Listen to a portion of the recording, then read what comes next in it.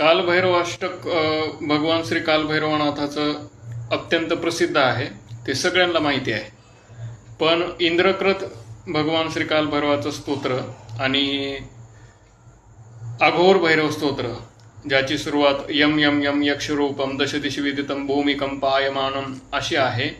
आणि इंद्रकृत जे भैरव स्तोत्र आहे, नमो भैरवदेवाय नित्यानंद मूर्तये विधिशास्त्रार्थ मार्गाय वेदशास्त्रांत दर्शने दिगंबराय कालाय नम खट्वांग धारणे, अशा पद्धतीची त्याची सुरुवात आहे. हे दोन्हीही स्तोत्र भगवंताचे अत्यंत ताकदवान शक्तिवान आहेत, सामर्थ्यशाली आहेत, लवकर फळ देणारे आहेत. कालभैरवाष्टकीही जर त्याचे नियमानं केलं तर उत्तम फळ देतं, त्यानुसार केलं पाहिजे. कालभैरवाष्टक मध्ये पहिल्या 3 श्लोकामध्ये भगवंताच्या सात्विक रूपाचं वर्णन आहे, नंतरच्या 3 श्लोकामध्ये भगवंताच्या राजस रूपाचं वर्णन आहे, आणि शेवटचे जे 2 श्लोक आहेत त्याच्यामध्ये भगवंताच्या तामसी रूपाचं वर्णन आहे.